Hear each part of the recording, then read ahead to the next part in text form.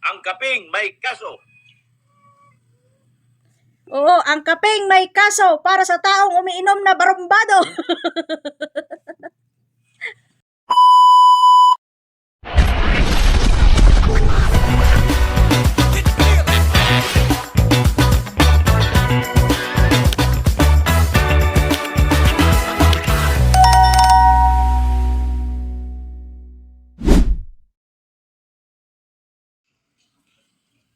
Ayoko na uminom ng kape na to. Kakainom ko nito, kinasuhan pa ako. Ayaw na daw niya magkape mga kabady, pero panay paninigop niya. Alam mo kasi, Dr. Love, ganito kasi yun eh. Maraming umiinom ng kape ng Val Santos Matubang at ni Kuya Rab at ni Ate Edna. Kaya huwag mong sisihin sa kakainom mo ng kape, kaya nagkakaso ka. At dahil sa pag-inom mo ng kape, magkakaroon ka ng kaso. Mali yun. Hindi naman porket umiinom ka ng kape, pangkaso yan. O talagang yung umiinom talaga ng kape yung balahura, kaya nagkaroon ng kaso ka. So, ulitin natin sinabi niya mga kabady. Kasi tayo. Ayoko na uminom ng kape na to. Kakainom ko nito, kinasuhan pa ako. Ayaw niya daw mag-inom ng kape, pero panahigop niya, may kutsara pa. Nako, Dr. Love. Ay, naku, paano ba i-explain? Iinom ka man ng kape o hindi, anong tatak man ng kape yan? Kung ikaw mismo, hindi ka gumagawa ng katarantatuan mo, hindi ka makakasuhan at hindi ka magkakaroon ng kaso. Hindi mo, alam ko, hindi naman yan VSM kape ang iniinom mo, ibang kape yan eh. Para-paraan ka lang, para lang may pang-content ka, isisisi mo pa sa negosyo nila. Grabe ka naman, Dr. Love. Wala yan sa tatak na kape, wala yan sa kung anong brand yung kape na yan. Ang ano dyan kung bakit nagkakaroon ng kaso ko na umiinom ka ng kape, dahil yan sa pinagagawa mo, yun yung totoo. Hindi ba gandang kape to? Magmamaylo na ako bukas. Hindi ba Kahit mag-red horse ka pa. kahit na Milo yung inumin mo bukas, o red horse pa inumin mo bukas, hindi na magbabago yan, may kaso ka na talaga. ang balita? Guys, number 1 daw ako. Kasi akong founder. Ibig sabihin, hindi na ako makainom ng kape na to. Hindi, makakainom ka pa din, alalahanin mo. Malapit lang naman yung mga ano mo dyan, mga alipores mo dyan. Pag bumisita sila sa'yo, mag-request ka, founder ka, di ba? Gamitin mo yung pagka-founder mo. Humingi ka sa kanila na baka pwede pag dumalaw kayo dito, dalhan niyo ko isang pakete o isang dosinang kape ni Val Santos Matubang nga. Para makainom ka pa ulit. Mindset ba? Mindset. Paano doon ng kapisot? Kami kasali. Paula, time guwapa. Gusto nila eh.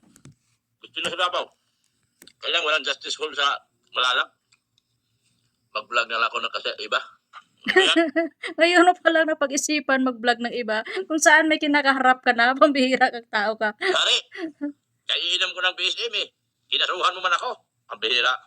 Wala kay batasan. Si Kuya Val Santos Matubang pa yung walang batasan. Why batasan daw? Sino ang why batasan? Pinapainom ka na nga ng kape nila, traidorin mo pa, babalahurain mo pa, aba. Sino yung ano dyan? Sino yung buang dyan? Sige nga. Tapos anuhin mo sa kape. Kakainom mo ng kape, kakasuhan ka pa. Sino ba naman kasi hindi kakaso sa'yo sa pinagagawa mo na puro kasinungalingan? Nagsama-sama pa kayo dyan ng mga antay-kalingap. Para pagkaisahan yung mag-ama na yan. Huwag mong isisi sa pagkakapi mo dahil sa pagkakapi mo kakasuhan ka. Hindi yan dahil sa pagkakapi mo, kundi talagang ugali mo na talaga yan. Nagkataon lang na nasagad na yung mga taong ginaganyan mo, kaya ka kakasuhan habang nagkakapi ka. O, di ba? Ganun lang yung Dr. Love. Pare, kainom ko ng kape mo. Sa kaso din pala tuloy ko. Isa lang ibig sabihin yan, wag ka na magkape, mag-reverse ka na, magtuba ka na lang. Dahil sa ganyang patutsada mo, Dr. Love, ibig sabihin yan, wag ka na magkape, magtuba ka na lang, sigurado, kukulo pa tiyan mo, i-get ka pa niyan. Para hindi na tubol tawag sa'yo. Pabihirang Dr. Love to. Baka. Ikot. Saan ba ako natalo ng kaso? Pag natalo ko sa kaso, may ikot na ako. Bakit Pag natalo ko sa kaso, ex-con ka na. Di ba galing ka na sa ex-convict ka na nga talaga? Galing ka na sa kulungan dati, di ba? Paano mo nasasabi ngayon na pag matalo ka sa kaso, ex-con ka na? Talagang ex-con ka na, di ba? Aminin mo na lang kasi. Sisihin, daan mo pa sa pakape-kape. Hindi pa ako natalo, wala pang ex-con. Hmm, Kun-kun pa lang, kun-kun. Ayoko na uminom kun-kun ng ka? kape na to. Sa dulo pala may kaso. Bira, ayoko na. Ayaw daw uminom ng kape pero paubos sa isang tasa. Ikaw talaga. Ikaw talaga, duklat. Ayaw na daw uminom ng kape kasi sa dulo nito may kaso pero saan ubos na yung kape. Nakailang timpla na siguro to sa isang araw. Kakapuyat, kakalay para lang manlimos. Pampira ka. Katulad yung nasabi ko, kung ayaw mo na magkape, huwag ka na magkape. Huwag mo nang ibalandra pa dito sa social media na ikakasira ng negosyo ng tao. Kung ayaw mo magkape, di wag. Di ka naman pinipilit. Ayaw mo na magkape, di magtuba ka na lang. Sigurado. Aalboroto na tiyan mo, iigit ka pa, hindi ka natatawaging tubol. Oh, balita na to. Pambihira, anak ng tinapa. Oo, anak talaga kayo ng tinapa, pero parehas kayo ni Kapeso. Ito, akala ko tong kape na to nakakagamot. Hindi pala. Nakakagamot yan sa taong may sakit, na normal yung sakit, na organic yung sakit, hindi kasi katulad mo. Wala ka namang sakit, ugali mo. Ang dami pang chemical, puro ka pa fake news. Kahit anong inom mo ng gamot, Dr. Love, kung ganyan na talaga ugali mo, hindi nagagaling yan. Kahit uminom ka pa ng muriatic acid, o kahit ano pang inumin mo dyan na pesticide, kung ganyan na talaga pag-uugali mo, hindi na magagamot yan. Nakatatak na yan sa pag-uugali mo, nakatatak na yan sa sarili mo, Dr. Love. Huwag mong anuhin na dahil sa kape, bakit may sakit ka ba? Para uminom ka ng ganyang kape? Para inano mo na gagaling ka? Yung sakit mo na inggit, Dr. Love, kahit na i-blender pa yan, hindi na yan magagamot. Talagang ugali mo na yan, talagang sakit mo na yan. Na kahit mag-trembling ka pa dyan, hindi na yan mawawala, hindi na yan magagamot.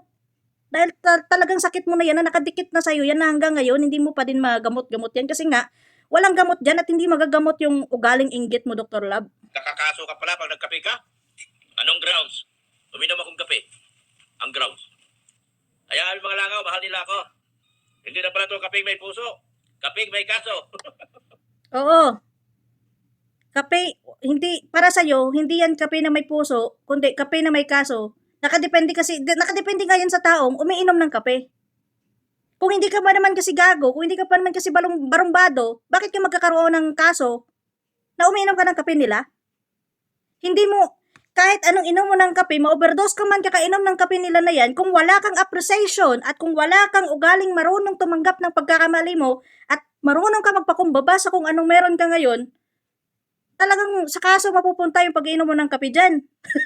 Kahit ma-overdose ka pa. Yan yung katotohanan, Dr. Love. Bakit kasi ganyan ka? Tingnan mo naman, marami namang umiinom ng kape. Wala naman silang problema. Ikaw lang yung umiinom ng kape nito, nagsasabi na ayaw mo nang uminom ng kape. Sinasabi mo pa na ayaw mo na, pero panay pa din ano mo. Inom mo, tapos may pares pang pandesal. Oh, di ba? Na, buangin mo yung mas buang sa'yo, Dr. Love. Ano ba ng kape to? Wala pala puso itong kape na to? Wala, animal daw yung kape na to. Wala daw puso tong kape na to. Eh, bakit ka pa umiinom? Pinarisan mo pa ng pandesal. Nako, Dr. Love. Ang kaping may kaso. Oo, ang kapeng may kaso para sa taong umiinom na barumbado. Manyakol man ito ka kabila. Hira, anak ng tinapa. Ulitin natin mga Hindi kapatid. magandang kape to. Akala ko itong kape na to nakakagamot. Hindi pala. Nagkakakaso ka pala pag nagkape ka. Anong grounds? Uminom akong kape. Ang grounds. Hayaan mga langaw, mahal nila ako. Hindi na pala itong kaping may puso. Kaping may kaso. Oo, Dr. Love. Hindi na kape yan na may puso, kundi kape yan para may kaso. Yan ay para sa taong kagaya mo, na umiinom ng kape nila na wala ka ding puso, kaya na uwi sa kaso. Yan ay kape para sa mga taong barumbado, kaya nagkaroon ng kaso. Animal na kape to? Mas animal yung umiinom ng kape. Ang kaping may kaso. Oo, ang kapeng may kaso dahil sa umiinom na barumbado, dahil sa taong yan yung animal daw yung kape, pero tingnan nyo, tumatabingi yung bibig niya kakakain ng pandesal kapares ng kape. Pabihira ka, Dr. Love. Manyakol man. Ang kaso. Ay, kape muna ko. Ayaw na niya magkape pero sabi niya kape muna ako. Ito, nakakaloka tong kape na to. Hindi pala itong kapeng may puso. Ang kapeng may kaso. Ayaw ka uminom nito? Hindi lami itong kape na to. Kapeng may kaso. Ang kapeng may kaso. Oo, ang kapeng may kaso para sa taong barumbado.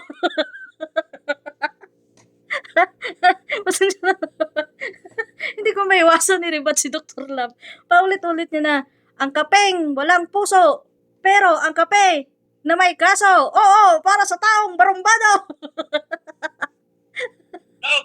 Hindi maganda itong kape mo, Baldog. Ang kapeng may kaso. O, di ba? Busy kape. Baldog! Ano ba itong kape mo? May kaso man? Oo, kita mo sa Painom mo na lang ng ngani sa pusa. Oo, kita mo sarap na sarap ka. Panay pa lamon mo ng pandesal kapares ng kape ng VSM na yan ba yung hindi masarap na panay naman higop mo, panay naman kain mo ng pandesal kapares ng kape? Na, Dr. Love, gawain mo talaga. Tinatawag mo si Kuya Bal na mabaldog. Sino yung mong babaldog? Sige nga. Wala ka pa nga na-receive na sa buhay na dyan. Nanlilimos na nga kayo on live. Sa mga viewers nyo. Sino yung nang babaldog? Sige nga, yung hinihingi ng Kalingap or yung binibigay ng sponsor sa Kalingap para yon sa mga beneficiary nilang nangangailangan ng tulong at karapat dapat tulungan. Isahin nyo, tingnan nyo, nanlilimos kayo dyan, ilang oras kayo nagla-live sa isang araw? Para ano? Para sa pansariling pangangailangan nyo dahil may kaso kayong kinakaharap. Sino yung tinatawag mong baldog? Para sa'yo yan, bulldog. May nakape yan. Ayoko na to. Last na to. Last. Ayan na daw niya, last na daw last. Kasi nga, last shot na, ubos na agad. Ayaw na daw niya kasi ubos na eh, busog na siya eh. Kapeng may kaso? Oo, naubos mo. Dog, dapat doon pa nag-file ng kaso si Bian tumigil siya rin, pero wala kayong aksyon. Kayo nabaliktad sila na nag-file. Hayaan mo. Maganda yung kinasuhan kami. Kita kami. Hindi naman si Kapisot kumita. Oo, kumita kayo sa panlilimos nyo na barya-barya, pero tingnan natin kung hanggang saan yung nilimos nyo na yan. Hindi lang isang katao yung nag-file sa inyo eh. 2 o 3 katao yung nag-file sa inyo. So abangan na lang namin yan. Tuwang-tuwa kayo ngayon dahil sa mga panlilimos ninyo sa social media, on live. Kahit wala pa kayong sa buwina. Ang yayabang nyo nung simula, nabalahurain yung mag-ama ngayon. Palamunin na kayo ng Kalingap dahil kinukontent nyo yung Kalingap, pasanin pa kayo ng mga taong nandyan na nagsusuporta sa inyo. Na kung tutusin, may channel naman kayo dito sa YouTube, may kikitain naman kayo, pero dahil sa pinagagawa nyo, baka kukulangin pa kaya kayo nanlilimos ngayon. Yan yung katotohanan dyan. Masaya. Nakakatawa pa kayo ngayon dahil paldong-paldo kayo sa mga panlilimos ninyo.